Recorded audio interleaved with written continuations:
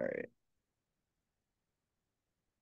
All right. So we are back here for another episode of Weekly Crossbar.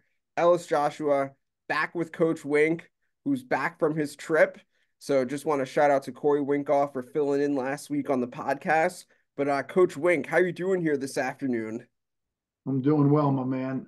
I missed you last week, but I had the annual trip with the boys out to the Final Four. Got to see the UConn dynasty. Second year in a row, they win the national championship in men's college hoops, which was pretty cool. 74,000 people watched this game live. Wow. It was crazy. Yeah, I don't like football stadiums though for hoops. I have to the seats aren't as good. It doesn't matter. It's a little greed, little NCAA greed. Throw that out there. And Yeah. and I'm sure a few people on Twitter said it too. But I'm glad I'm back talking lax with my boy E. Um, I know we wanted to get into it and talk a little bit about the games that you covered since last Friday when you did the podcast with Corey. And I know you opened up with Hills Longwood, a Class A matchup. Yeah, so out at Half Hollow Hills last week, Hills and Longwood went at it, and Half Hollow Hills, I mean, they're showing why they're going to be one of the top teams to face in Suffolk Class A this season. They are still undefeated to this point, and in that game against Longwood, they were pretty much in control from start to finish. So they won that game by a final score of 15-4, or excuse me, 14-5. But in that game, of course, you can always talk about Anthony Rayo. He always steps up. The midi going to UNC. He always steps up whenever you see him play. He had a big game, kind of as per usual. Just another day at the office for him. But also Joe Filardi, the Pole going to Syracuse. He had 3 goals in that one. But talking about the Hills defense, I mean Filardi, but also Chris Nolan, Ben Vogt. I thought they played very well for Hills as part of that lockdown defensive core. Sal Santoro in the net for Half Hollow Hills, only allowing 5 goals. And Hills just kind of showcasing again why they're going to be a team to be reckoned with come the postseason, as they're definitely going to have a chance to possibly get the 1 seed in Suffolk Class A. Yeah, you got to say right now, Hills is on the top of the heap. I mean, you're going. I know you're going to see Northport Ward Melville today, right? Yeah. So Yep. that'll It's tell you a always a little bit classic. about those teams. And then Connecticut, who played Hills to a 1 goal game. So looks like those 4 teams are definitely making noise, trying to be the last four standing. I mean, I know we got plenty of lacrosse to play before we can make that predicament. But sounds like uh, sounds like Hills is starting to come together and gel. Yeah, Hills is looking really sharp right now, and that'll be interesting to see when they play both Northport and Ward Melville. Because of course, like we just said, those are two of the other teams that are certainly going to be in contention. So it'll be interesting to see when Hills faces those two teams. But right now, they just keep chugging along, and they're still undefeated to this point. Yeah, good for them. Anybody on Longwood impress you? Yeah, so for Longwood, I definitely just want to give a shout out to their goalie, Jaden Messina. So he saw a ton of shots in that game. And one thing I liked, so the scoreboard at Hills, it was good because they would also, beyond just showing the score and the time, they also show the amount of shots that a team has and the saves. Oh, So cool. that was really helpful. So Messina, like he was close to 20 saves in that game. Like even though Longwood they lost by a healthy amount, like that game could have been even worse if not for Messina. So it's like that's a tall task facing an offense like Hills, and for him to post nearly 20 saves in that game, definitely just want to give a shout out to him. That's cool. That's cool. What year is that young man? He is a 2024. Cool. Very cool. All right, so let's let that a little bit about the Longwood guys. I'm going to move on because I know after Friday you had a double header on Saturday, and you got Well, to see. we gotta finish Friday night. Right. Oh, what'd We you had do a Friday double night? I don't have it on the scoreboard. Friday. That was like a bonus baby. We went to Syosset to see the Syosset girls and Pequa. Oh, that was a 1 goaler. Yeah, that was a 13-12 win for Syosset. That was that was a good one though. Another like potential playoff preview in Nassau Class A. So Sio, they got the win 13-12. But that was one that was back and forth, certainly up for grabs. The end result definitely within doubt, but Sio ended up getting that 1 goal win. So you want to talk about some standouts for them. You could talk about Leah Coffer, the senior, going to Binghamton. Syosset, they have some young guns as well that stepped up big time for them in the 26 class. You have Julie Shaughnessy in the freshman class. You have Jaden Stadler. Also in the senior class, Carly Greenbaum as well for Syosset. But that game that was a shootout and one that was really back and forth. But Syosset able to come out on top.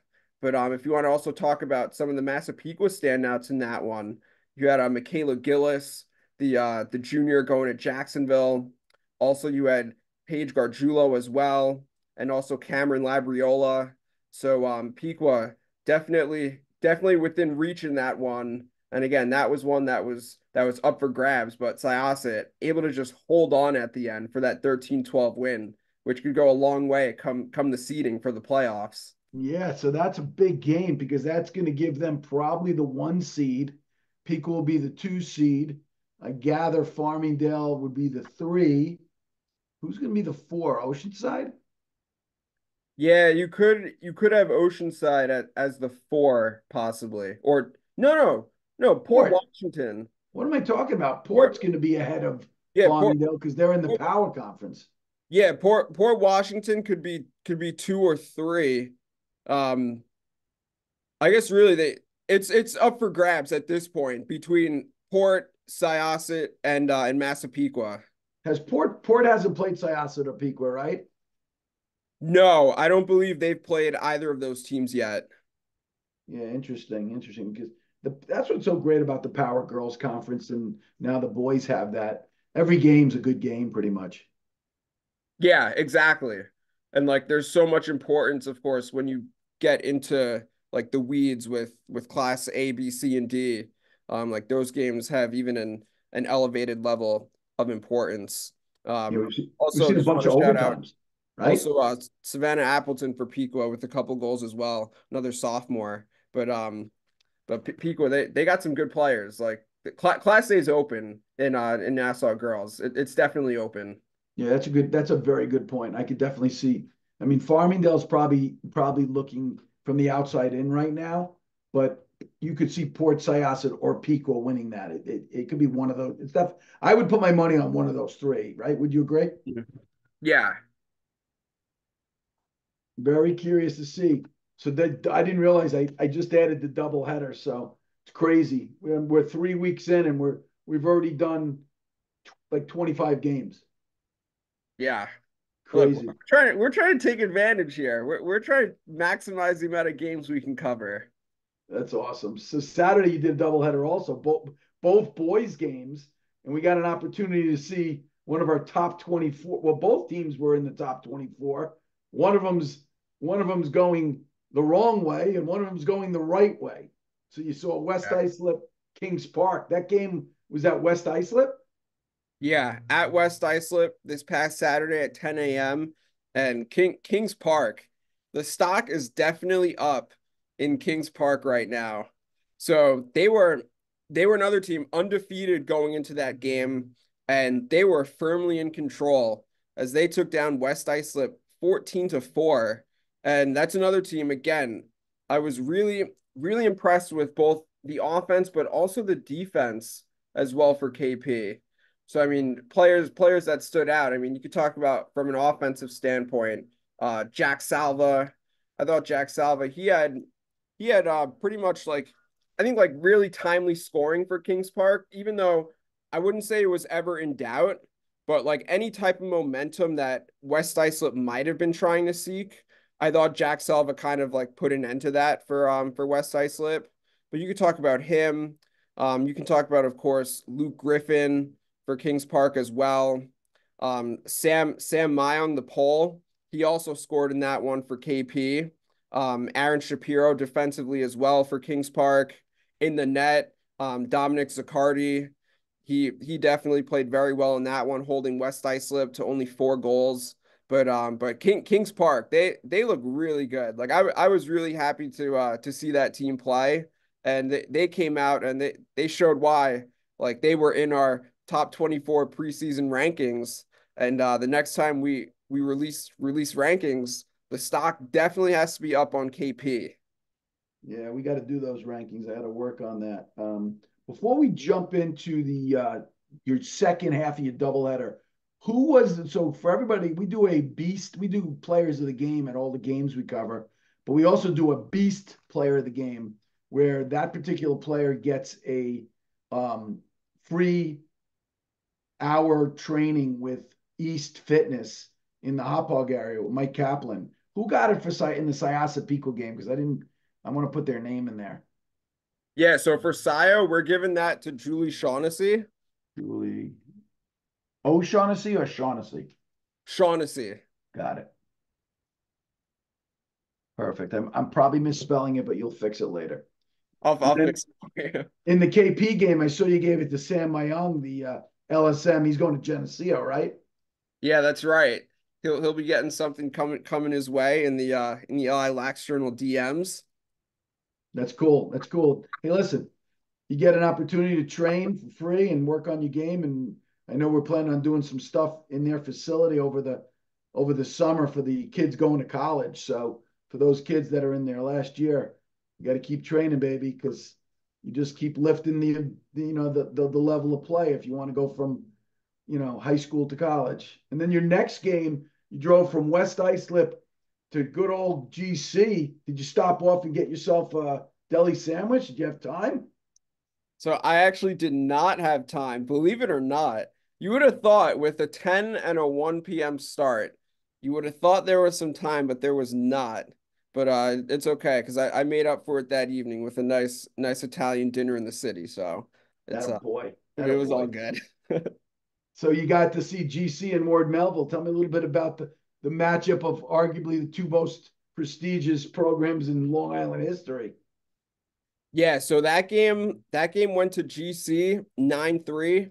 And I think that was a tough situation, I think, for Ward Melville, only because Garden City, they were coming off of that loss against Southside.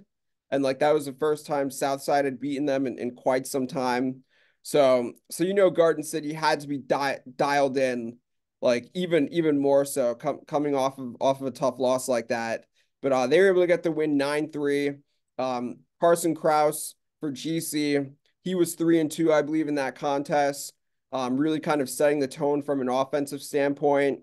Andrew Ottamanelli as well with a couple goals for GC. And then defensively, I mean, in the net, you could always talk about Dennis Fargione, the senior going to Villanova. He kind of stood on his head again for Garden City. And then defensively as well, from a poll standpoint, Matt Kephart as well, especially in the clearing game for Garden City. And like that's a team that, of course, they're just always like so laser focused, especially on defense. Like regardless of what they have or don't have offensively, defense is always going to keep them in games. And like to hold Ward Melville to 3 goals, like that shows you that your defense has got to be up there with the best of the best. Yeah, I would imagine Coach Fennell after that Southside. I don't know for sure, but I'd like to do a little fact check on this. That could have been the first time Southside's ever beaten Garden City. No, so that's the first time since '08. Oh, wait. Okay. So Mm-hmm. what's that? 16 years. Mm-hmm. And they usually play twice a year because of the playoffs. Yeah, typically for the most part. Because I know they've played each other in the semis and the finals a bunch. Mm-hmm. Yeah, good win for Coach DiPietro, but we'll talk about Southside, feeling good about themselves. And then what happened, right? Anybody on Melville stand out? I mean, 3 goals and only giving up 9. How was the face-off matchup between Murphy and Kiskaden? Yeah, that was one where I thought Cascadin, like he definitely held his own for GC, and Garden City really they had the edge in the possession game. So that was also a big reason as to why they were able to win that matchup. And of course, like that's impressive when you're going up against a Fogo and Madden Murphy going to BU. and of course Cascadden, he's committed as well, going to Cornell. But yeah, Garden City able to really like control the possession game for the most part, and that was also another reason, excuse me, another reason why they were able to come away with a win in that contest. So now after the game, did you go home, shower, and head right to the city? Yeah, pretty much. Left the house about an hour after I got back because I went to the auto show as well, so that was also Oh, part of it. sweet. At the Javits Center? Yeah, yep. Oh, that's cool. I've been to that. I've been to the boat show there. Those are cool. Yeah. Also, just want to mention in that Ward Melville GC game, so that was honorable military game day for those two teams. So they had like special uniforms, which I believe they were wearing last year when we covered that epic game when GC won in four overtimes. So they brought out the military uniforms, and I got a team picture with Garden City. They went to midfield after the game and took a picture with a couple of our troops, and which I thought that was great. So I posted a picture as well in the story for that after that matchup. But just wanted to put that out there because this is something that I know it was a thing last year as well. And I'm wondering if that's something that these two teams are going to continue like that tradition when they play each other. So just kind of wanted to mention that as well. That's a wonderful tradition. I'm glad they did that. That's cool. I didn't notice it. I didn't check out the story that much when I was away. That would have definitely been good. That was something we could post because that's a really cool thing. Really cool. So you got to relax a little bit on Sunday?